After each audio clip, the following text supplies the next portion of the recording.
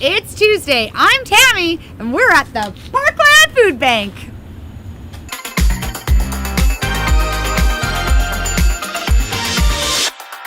We're featuring different charities in the Tri-Municipal region. This is Sherry Ratzoy, and we are at Parkland Food Bank. You bet. So I wanted to, share the news about where people can go to get help if they need it, donate, contribute, volunteer, all of those good things within the Christmas spirit so that we can help make everyone's Christmas bright. Absolutely. So, first off, where are you guys located? We are located at 105 Madison Crescent. So if you don't have Google Maps, just to direct you right to us, we are in the industrial area of Spruce Grove. So just one block south of Walmart. So as soon as you cross the railroad tracks on Campsite Road, take your very first left-hand turn. Not the Bottle Depot Road, but the one before it, because everybody just goes to Diamond Ave. We're about halfway down the road on the left-hand side. And you know what? They are super accessible. And what I love that a comment that you just made was to donate food or non-perishable items. Every single grocery store has a box. Every single one. Absolutely. So there's really no reason why you have to think, oh, what hours are they open for me to drop this off? You can donate anywhere. And if you're going to basically any kind of event, just bring some food with you or some cash, and we're probably there collecting there as well. Exactly. It's fantastic. Yeah. So we were talking a little bit about different charities that are kind of interlinked this time of year. Can you explain that? Yes. So as charities and different organizations in the community, we don't want to be competing with each other. We know that the donor dollars are limited. Yeah. And so we definitely like to work together as much as humanly possible to make those donor dollars stretch as far as humanly possible.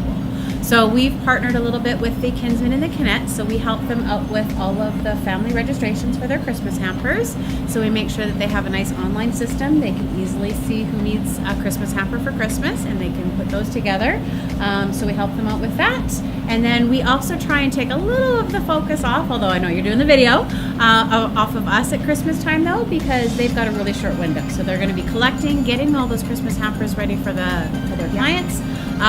Which are a lot of our same clients, and we will take care of those people all year long, and the Kinnetts and the Kinsmen can kind of take care of them and make their Christmas extra special. And you know what, that's kind of nice because by supporting one, you're supporting all three.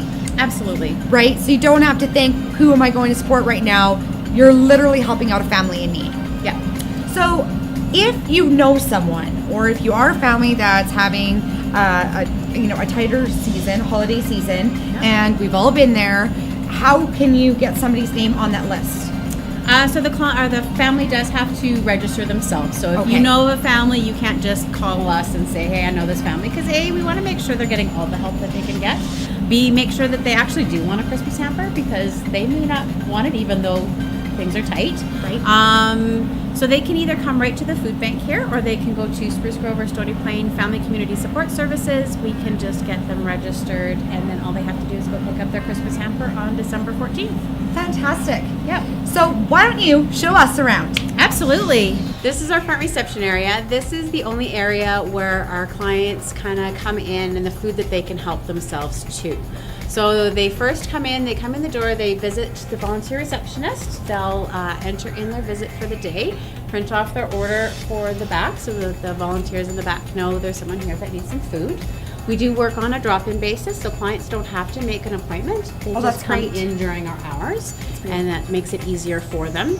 If it's their first time here, like I said, they have to do that once a year review. Yep. They go see me in the back corner. We just hide back there for a few minutes, and then they come back out. And so all of the bread and stuff in the fridge here is all part of our food rescue program. So we collect all of the bread 6 days a week from the grocery stores of the stuff that they can't sell. And so that all comes here, and then the clients can pick as much of the buns and the specialty bread that they can basically use for themselves for the week, and then we put loaves of sliced bread in their hamper as well. So the next step of the process is that the order gets printed off on the printer, so the volunteers back here go, oops, somebody needs some food. They can grab the order form, it has their name, the kids' ages, so we know if we're giving food for a 2-year-old or a 17-year-old, big difference, and what kind of order they're getting that day. Okay. And so everything here is pre-packed up ahead of time. We can hand out anywhere between 30 and 80 of these hampers in a 3-hour time period. So we got to be super fast. Absolutely. So everything's done by how many people are in the family. families of 1 or 2 people, 3 or 4 people, 5 or 6 people, 7 and more people. Wow. So as the family grows, the hamper grows as well. And so yeah, you're right. It's not a basket to last them a month, even though they only get it once a month. It's probably about 5 days worth of food. So every package of food that comes in has to be inspected. We have to make sure it's not been opened. Make sure that there's no buggies that have been getting in it. Check all of the date, which really sucks on no-name macaroni and cheese because it's a bright yellow box with white tiny letters with the date on it. So not fun. So our volunteers do that, and then they put the soup with the soup, the beans with the beans, and then everything goes upstairs to be stored or just on the back side of the rollers if we're totally out of it already. So far this year, we've given out a hamper every 2.89 minutes that we're open. That's feeding over 1,600 families so far this year. When we count each time a person's come for food this year, we've handed out enough food for 40,000 people for about 2 days. So that's the entire city of Spruce Grove and a good portion of the town of Stony Plain. So this area we were able to construct over Christmas break last year. So we do close for 2 weeks over Christmas, which is the nice benefit of having the Connect and the Christmas hampers go out, is our volunteers can take a much needed break. And it also gives us an opportunity to do any kind of renovations that we want to do for the year. So all of the food that was up here used to all be stored downstairs last year. So if you can imagine that with all that extra space you saw, right? Yeah. None. There is none. None. So we can store, it's about 2 months worth of food. So we go through about 20 pallets of food a month to be able to give out the hampers that we do. It looks like a lot of food, but it doesn't stick around very long. December, 1 month out of 12. There's 11 other months of the year. And I know that you're helping those other charity groups at the same time, kind of diverting during the Christmas season. How do people help you out the rest of the time? Can they just come and bring a basket or a bag or anything worth of donations, monetary goods? How do people help you out, and what do you need? So basically we feed between 350 and 400 families a week, all year long. From what area? Spruce Grove, Stony Plain, and Parkland County. So it's just kind of a continual. It's not just to think of us once a year at Christmas time and put a couple of cans of goods in a box. We need that more ongoing support. So I tell families, whatever you're buying yourself, probably what our families need as well. So if you're at Safeway and it's a buy one, get one free of something that you're buying, considering buying that second one and putting the free one into the donation bin. Just kind of making it that regular habit as much as you can. It also takes money. We've got a facility here. We've got power bill to pay, heating bills to pay. We've got milk to purchase, meat to purchase, and that takes money. So it takes about $300,000 every year just to keep us up and operational. That's a lot So of again, money. if you don't want to be buying something at the store every time, right? You can just set up online on our website again, just to do a monthly donation of 25 or 50 or 75, depending on what your circumstance is. Because there are so many fresh goods, like you were saying. Absolutely. You know, like bread, milk, dairy products, etc. Yep. That does only last so long. So you're going to get those to fill those baskets for those families, right? Absolutely. Okay. So, you know, it's just you don't even have to think about it.